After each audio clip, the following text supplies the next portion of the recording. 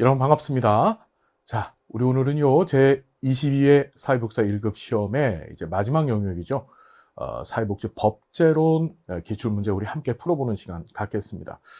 많이 어려웠다고들 하십니다. 하지만 제가 강의 시간에 강조했던 부분들 거의 다 출제가 됐어요. 우리 한번 같이 풀어보실까요? 자, 51번. 헌법 제10조. 예, 헌법 10조 매우 중요하죠.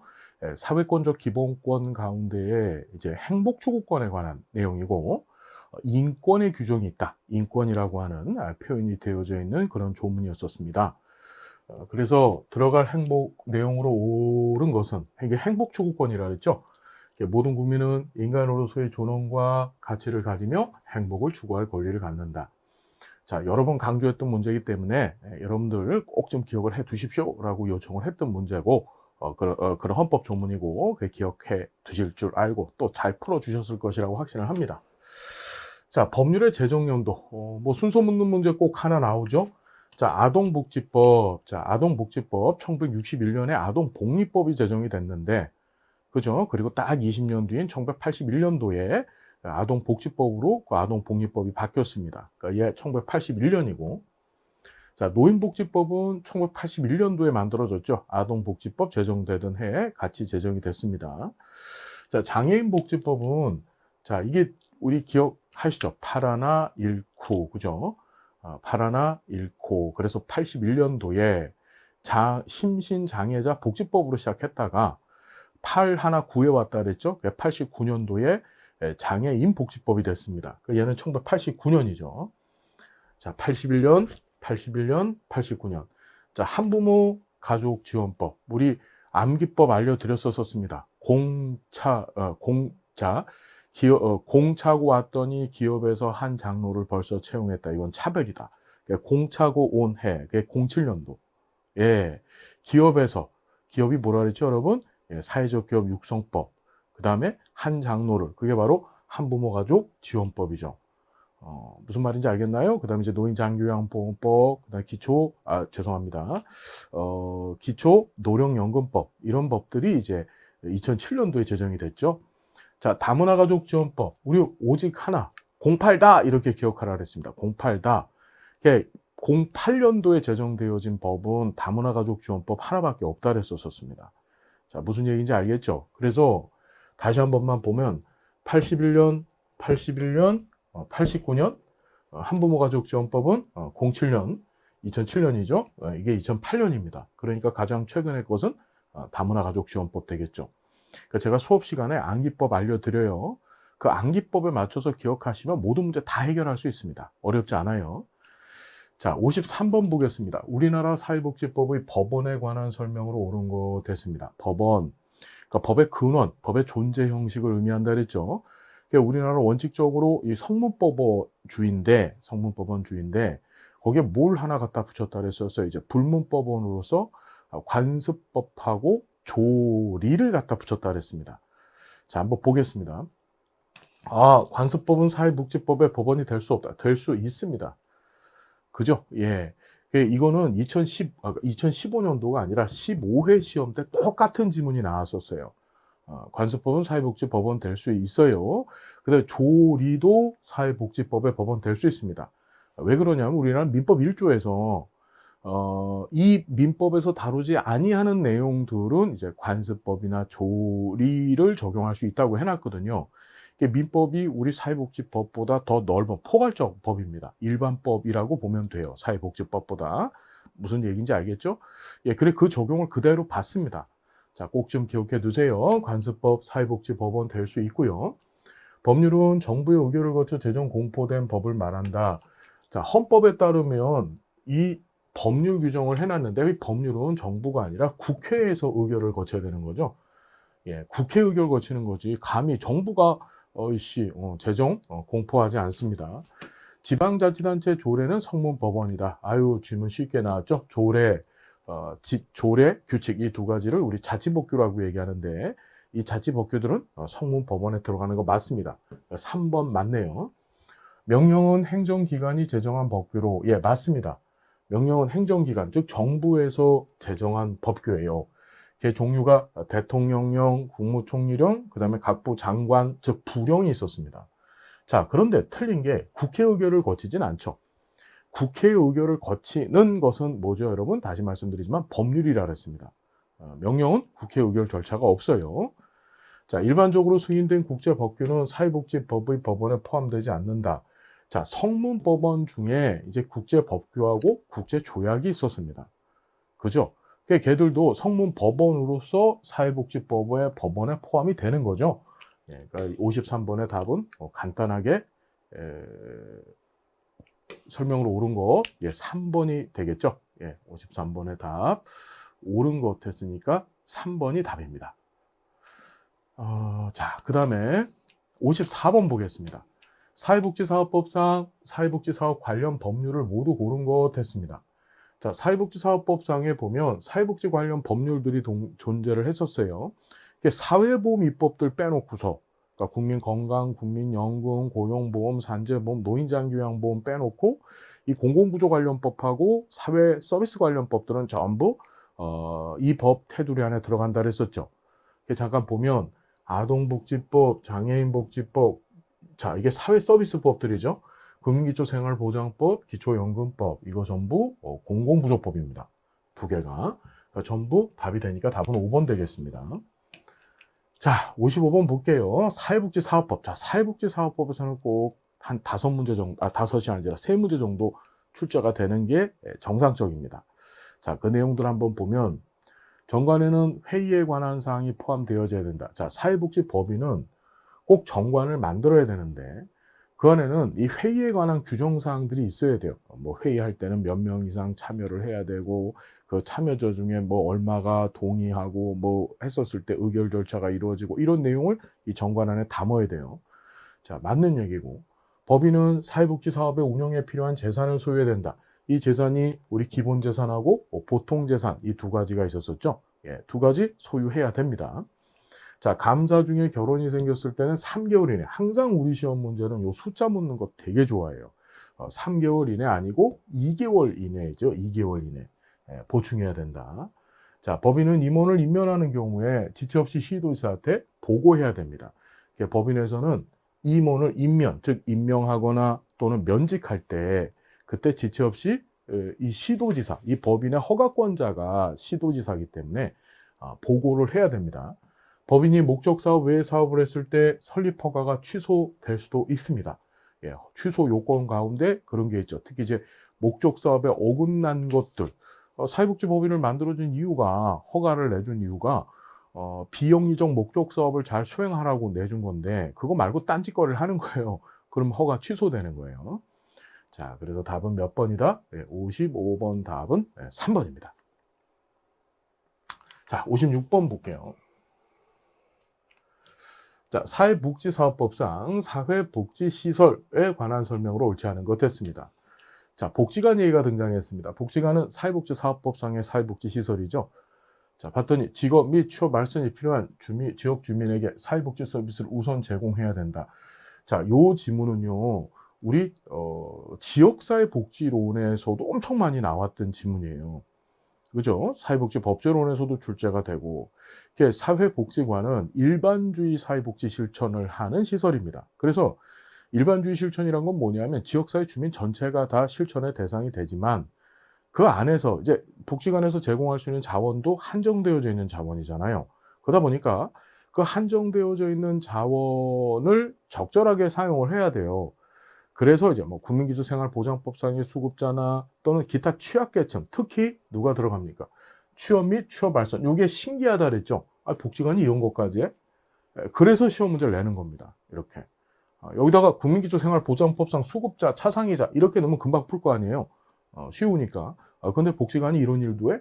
취업 및 직업 및 취업 발전이 필요한 지역 주민에게 우선 제공해야 된다. 꼭 좀 기억해 두시고, 지방자치단체는 시설의 책임보험에 가입에 드는 비용의 전부를 보조할 수 없다. 여러분, 전부 또는 일부를 보조할 수 있는 겁니다. 자, 무슨 얘기인지 알겠죠? 이 사회복지시설 자체가 이제 비영리적 목적 사업을 수행하는 그런 조직들입니다. 돈벌이가 안 되잖아요. 그러니까 지자체 보조금이 있는 거예요. 자, 있고.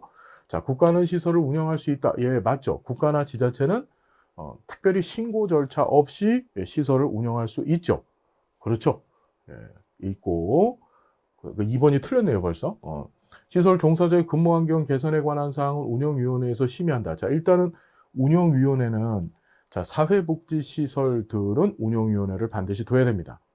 이제 어린이집 같은 경우에는 이제 영유아 보육법상에 따른 어린이집 운영위원회라는 걸 별도로 둬야 되고, 그 외에 나머지 사회복지시설들은 전부 운영위원회를 설치를 해야 돼요. 근데 운영위원회의 역할이 뭐냐? 자, 위원회자 붙어 있는 것들이 있는데, 이 위원회자 붙어 있는 것들은 네 가지 일을 해요. 보통 심의, 조정, 자문, 의결. 다시 심의, 조정, 자문, 의결. 네 가지를 하거든요. 그 중에 얘는 심의만 합니다. 심의만. 그죠? 그 심의 내용들이 사회복지사업법에 규정이 되어져 있는데, 그게 이제 시설 종사자 근무 환경 개선에 관한 사항 포함되어져 있죠. 자, 회계부정 발견되어지면 복지부 장관 시설 폐쇄까지도 명할 수가 있어요. 이 회계부정이라는 게 이 사회복지 조직은요, 이제 이 책무성을 굉장히 강조하죠. 그러니까 조직에서 사용되어지는 비용은 전부 다 어떻게 이제 국가 지자체가 마련해 주는 돈이나 아니면은 지역사회 주민들이 내는 후원금들이거든요. 그러니까 그런 금액에 대해서 철저하게 투명성 있게 회계 관리를 해야 돼요. 별도로 이 사회복지사업법의 격가지법으로 우리가 사회복지 행정론 시간에 공부해봤지만 사회복지법인 및 시설의 재무회계규칙 공부해봤잖아요. 그죠? 사회복지법인, 사회복지시설의 재무회계규칙. 그 규정을 지키지 아니하면 그게 회계부정이 되는데, 그럼 시설 폐쇄까지도 명할 수 있는 거예요. 자, 무슨 말인지 알겠죠? 답은 2번입니다. 자, 57번. 사회복지사업법 내용으로 옳은 것은? 자, 사회복지 서비스는 현금과 현물로 제공하는 것을 원칙으로 한다. 자, 사회복지 서비스는 현물로만 제공하는 겁니다. 얘 무형의 서비스거든요. 무형의 서비스는 재화와 더불어서 현물이라 그랬죠. 그게 원칙입니다. 대신에 이제 시군구청장이 이용권, 즉 바우처로도 제공할 수 있다. 이렇게 단서를 달아놨죠. 이 지문도 시험에 여러 차례 나왔던 겁니다. 서비스는 현물로 제공하고 이제 시군구청장이 때에 따라서 이용권, 즉 바우처 제공도 가능하다. 자, 국가는 사회복지 자원봉사 활동을 지원 육성하기 위해서 자원봉사 활동의 홍보 교육을 실시해야 된다. 맞는 얘기죠. 이게 맞고요. 사회복지에 관한 조사, 연구 및 정책 건의를 위해서 한국사회복지사협회를 둔다. 여러분, 복지에 관한 조사하고 연구, 정책 건의하려고 사회복지사협회를 두는 게 아니라 사회복지협의회를 둡니다. 사회복지협의회나 사회복지사협회나 둘 다 이제 사회복지사업법상 기구예요. 근데 사회복지사협회는 이제 주로 하는 일이 사회복지사들의 권익 보호를 위해서 만들어진 조직이죠. 예, 그 색채가 틀려요. 사회복지협의회와 사회복지사협회를 꼭 구분해 두셔야 된다. 사회복지사 자격증을 다른 사람한테 빌려주거나 빌린 사람은 10년 이하 징역 또는 1억 원 이하 벌금. 야, 너무 세다. 예, 그죠? 우리 형법상에 살인죄를 저질러도 7년 이하인데, 그죠? 예, 7년 이상이지. 7년 이하가 아니고. 그런데 이거 10년 이하 자격증 빌려줬다고 감옥을 10년이나 보내면 좀 너무 세지 않아요? 그래서 이건 뭐냐면 빌려주면 그냥 자격증 취소당하는 겁니다. 취소당하는 거예요. 여러분, 자격증 절대 빌려주면 안 됩니다. 명의 빌려주거나 이러시면 안 돼요. 자격증 취소당해요. 그럼 처음부터 다시 해야 돼.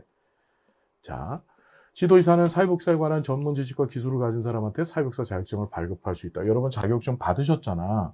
그거 시도지사님이 주신 거 아니고 누가 줬어요? 예, 보건복지부 장관님이 주셨죠. 시도지사님이 주시는 자격증은 이제 노인복지법상의 요양보호사 자격증이 있습니다. 그죠?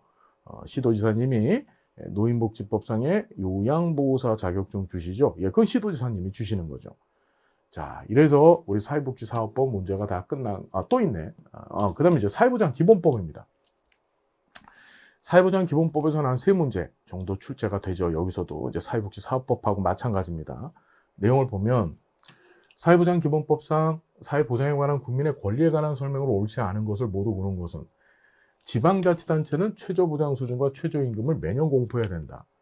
우리 최저보장 수준하고 최저임금에 대한 공포 기준이 있어요. 왜냐하면 이곳이 이 두 가지를 갖고 이 사회보장 급여의 수준을 결정하거든요. 그러니까 최저보장 수준은 국민기초생활보장법에 따라서 매년 8월 1일 날 공포하고요. 최저임금은 최저임금법에 따라서 이제 고용노동부 장관이 공표하게 되어져 있어요. 지금 말씀드렸듯이 이거 보건복지부 장관이 공표하고 그다음에 이거 고용노동부 장관이 공표하거든요. 이 사람들 지방자치단체 아니고 국가조직들이죠. 예, 중앙정부 조직들입니다. 우리 법에서는 이 중앙정부를 국가라고 표현을 하는 거예요. 그러니까 지자체가 아니라 국가라고 해야지 맞는 거죠. 지자체장님이 최저보장 수준, 최저임금 공표하지 않으세요. 자, 사회보장수급권은 구두로 통지해서 포기할 수 있다. 얘도 시험에 억수로 많이 나왔습니다. 구두가 아니라 서면으로 통지를 해야만 포기는 할 수 있습니다. 다만 이제 서면 통지, 그 관련 서식이 있어요. 너 안 받을래? 이러고서 그 서식으로 제출해야만 포기가 되는 겁니다. 자, 옳지 않은 거 기억하고 니은 틀렸네요. 예, 그럼 1번 아니면 5번 답이 되겠습니다. 한번 볼게요. 사회보장 수급권이 제한되는 경우에는 제한되는 목적에 필요한 최소한의 범위에 그쳐야 된다. 이 지문도 여러 번 나왔죠. 맞는 지문이고. 사회보장 수급권을 포기하는 것이 다른 사람에게 피해를 주게 되는 경우 사회보장 수급권을 포기할 수가 없다. 이것도 맞는 지문이죠. 그러니까 기억하고 니은만 틀렸네요. 예, 옳지 않은 거 고르라고 했으니까 답은 1번입니다. 자, 59번 볼게요. 사회보장 기본법상 사회보장 제도 운영에 관한 설명을 옳은 것 같았습니다. 사회보험은 국가 지자체 책임이다. 자, 국가, 즉 중앙정부하고 지자체가 책임지는 것은 공공부조하고 사회서비스라 그랬죠. 사회보험은 이건 순수하게 중앙정부 사업입니다. 지방정부는 이 사업에 참여하지 않아요. 그러니까 사회보험은 국가의 책임으로 시행한다. 이래야지 맞고, 또는 공공부조나 사회서비스는 국가 지자체의 책임으로 시행한다. 이런 맞죠. 그죠? 그러니까 답은 옳은 것이네. 얘는 틀렸고, 국가는 사회보장 관계 법령에서 정하는 바에 따라서 사회보장에 관한 상담에 응해야 된다. 요게 요번 시험에 처음 출제된 지문이에요. 처음 출제된 지문. 그러니까 사회보장 기본법 이제까지 우리 시험에 출제되면서 이게 처음 나왔습니다. 요거 맞는 지문이고요. 일정 소득 이하의 국민에 대한 사회 서비스에 드는 비용은 수익자 부담 원칙이 아닙니다. 수익자 부담은 소득이 있는 사람은 수익자 부담하는 거예요. 수익자 부담이 뭐예요? 지가 내는 돈. 그러니까 지가 돈이 있으니까 지가 서비스 받고 서비스 받으니까 지가 수익자가 되는 거죠. 그러니까 지가 내는 거예요. 그게 수익자 부담인데 일정 소득 수준 이하 국민은 이런 수익자, 그러니까 본인이 돈을 낼 수가 없잖아요. 이땐 국가 지자체가 보조해 주는 거예요. 무슨 말인지 알겠나요? 아주 교묘하게 이 법조문을 섞어서 출제를 한 거예요. 이거 틀렸죠. 그러니까 국가 지자체가 대신 부담해 주는 거고. 통계총장은 제출된 사회보장 통계를 종합하여 사회보장위원회에 제출한다. 이거 보건복지부 장관님이 하시는 겁니다. 이 보장 통계 보시고 지자체장은 사회보장 제도를 신설할 경우 보건복지부 장관과 합의. 참 대단한 말입니다. 합의가 아니라 협의죠. 여러분, 합의라고 하는 거는, 이 합의라고 하는 용어는 우리 주로 이제 형사법상에서 그러니까 형사상 처벌을 받는 법들이 있어요. 뭐 대표적으로 이제 폭력죄 같은 거죠. 폭력이 아니라 폭행, 죄송합니다. 폭행. 내가 때린 거야. 그럼 이 폭행죄 같은 경우는 반의사 불벌죄라고 해가지고 내가 이제 상대방하고 때린 사람이 맞은 사람이랑 합의를 보잖아요. 예, 그러면은 이제 원만하게 넘어갈 수 있어요. 그러니까 반의사 불벌, 즉 맞은 사람이 날 때린 사람을 처벌하지 않겠어라고 요청을 하면, 또는 이제 민사상에서 이 재산 관련되어진 합의를 보는 거죠. 합의가 아니라 협의입니다. 협의. 야, 아주 대단한 문제죠, 이거. 예. 그러니까 합의라는 말하고 협의라는 말을 너 아니? 이렇게 물은 거야. 보통 말씀드렸지만 이제 합의라고 하는 것은 이제 민사상 또는 이제 형사상 폭행죄와 같은 반의사 불벌죄 같은 데 적용하는 게 이제 합의입니다. 그러니까 법조문을 정확하게 제대로 공부해야만 이제 풀 수 있는 그런 수준의 문제들이 지금 나오고 있는 거예요. 자, 또 봅시다. 사회보장 기본법의 내용으로 옳지 않은 것은 사회보장위원회 임기. 자, 사회보장기본법상의 사회보장위원회, 국무총리 소속의 사회보장위원회가 있는데 임기는 3년이 아니라 2년이었었죠. 다만 이제 공무원의 임기 같은 경우에는 그 재임기간이 임기가 됐었습니다. 그러니까 2년이죠. 그러니까 틀렸네요. 1번. 국가지자체는 평생 사회안전망 구축해야 된다. 맞고요. 사회보장 기본계획에는 사회보장 관련 기금 운용 방안 포함되어져야 돼요. 그래서 이 기금으로 운영되어지는 사회보장 제도들이 뭐가 있었어요? 우리나라 사회보험 중에서 이제 뭐 국민연금이라든지 고용보험이라든지 산재보험 같은 것들은 기금으로 운영이 되어지고 그 운용 방안들이 이 기본계획 안에 들어가 있어야 돼요. 사회보장 제도를 운영하는 자는 불법행위에 책임이 있는 자에 대해서 자 구상권 행사 아이고야 이거 한 번도 안 나왔는데 제가 중요하다고 얘기했었거든요. 안 나왔었는데 요번에 또 처음 출제가 됐습니다. 자, 사회보장에 관한 다른 법률을 개정하는 경우에는 이 법에 부합되도록 해야 된다. 왜? 이 사회보장 기본법이 사회보장 관련된 가장 일반법 체계거든요. 그러니까 당연히 이 법에 맞춰서 개정해야 되는 거예요. 제정 개정하는 겁니다. 61번 사회보장 급여 이용 제공 수급권자 발굴에 관한 법률 우리 2014년도 12월 30일 날 제정된 법이죠. 여기서도 보통 2문제 내지 3문제가 꼭 출제가 돼요. 내용으로 옳지 않은 것은 보장기관은 지역의 사회보장 수준이 균등하게 실현될 수 있도록 노력해야 된다. 이 법에서 얘기하는 보장기관은 국민기초생활보장법상의 보장기관하고 똑같습니다. 그게 바로 뭐지? 국가와 지자체를 얘기하는 거예요. 그러니까 보장기관이란 건 국가와 지자체. 무슨 말인지 여러분 이해가 되셨나요? 자, 그러니까 맞는 얘기고 청소년 기본법에 따른 청소년 상담사는 지원 대상자의 사회보장급여를 신청할 수가 있다 이랬습니다. 여러분 이것도 맞는 얘기죠. 청소년 상담사도 할 수 있고 보장기관의 장은 위기 발굴하기 위해서 노력해야 되고 국가지자체는 자 정부는 한국사회보장정보원 자, 사회보장정보원은 이 사회보장기본법 급여법상의 기구인데 설립 운영에 필요한 비용을 출연할 수 없다. 다른 것들이 어렵더라도 이건 벌써 말이 안 되잖아. 출연할 수 있습니다. 출연해줘서 만들어지고 운영되어지는 거예요. 특별자치시 지역사회 보장 계획은 사회보장 급여 담당 인력의 양성 및 전문성 제고 방안을 포함해야 된다. 이것도 지역사회복지론에서도 잘 출제가 됐는데 이런 거예요. 특별자치시가 있습니다. 우리나라 어디죠? 세종시 얘기하는 거예요. 여기는 만들어진 지가 얼마 안 되는 동네예요. 그죠? 맞잖아요. 원래 이제 허허벌판 논밭인데 거기다가 이제 세종시라고 하는 행정만을 담당하는 큰 도시를 하나 의도적으로 이제 만들어낸 거예요. 계획도시죠, 대표적인. 그래서 여기는 기존에 오래전부터 만들어진 도시가 아니다 보니까 뭐가 없어요. 사회복지 관련된 인프라가 없는 거예요.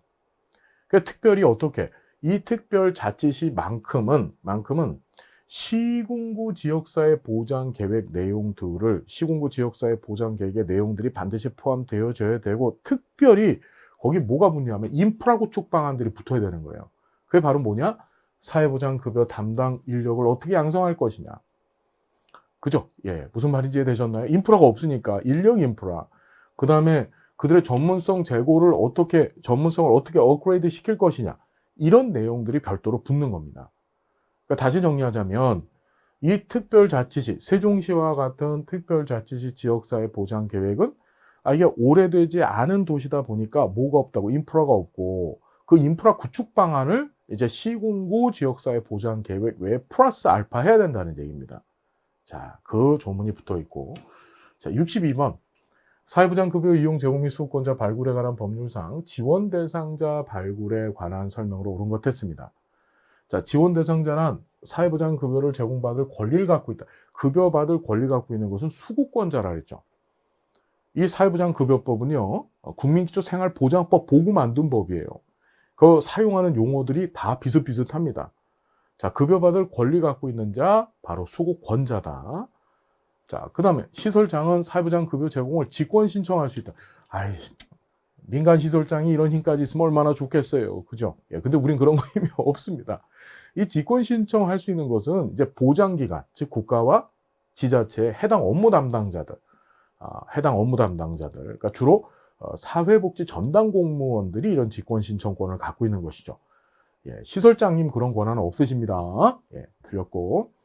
국민건강보험공단 이사장은 보험료를 7개월 이상 체납한 사람의 가구 정보를 사회보장 정보 시스템을 통해서 처리할 수 있다. 이게 보건복지부 장관님이 7개월이 아니라 3개월입니다. 자, 사회보장 정보 시스템이라고 하는 것이 이게 범정부 얘기하는 거거든요. 우리 사회보장 정보 시스템이 두 개가 있잖아요. 우리 배웠습니다. 2013년도에 사회보장 정보 시스템이 구축이 됐는데 그 하나가 행복이음이 있고 그다음에 이제 범정부가 있었어요. 행복이음 같은 경우에는 지자체 내에서만 서로 이제 정보 네트워크를 만들어 놓은 곳이라고 얘기했었어요. 반면에 범정부는 지금 얘기했듯이 국민건강보험공단, 고용노동부, 근로복지공단, 범정부 말 그대로 사회보장 관련된 업무를 수행하는 모든 부서가 이 안에 everything 다 들어와 있어요. 어떤 얘기인지 이해가 되셨나요?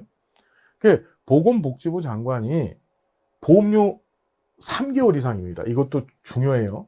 3개월 이상 안 냈어.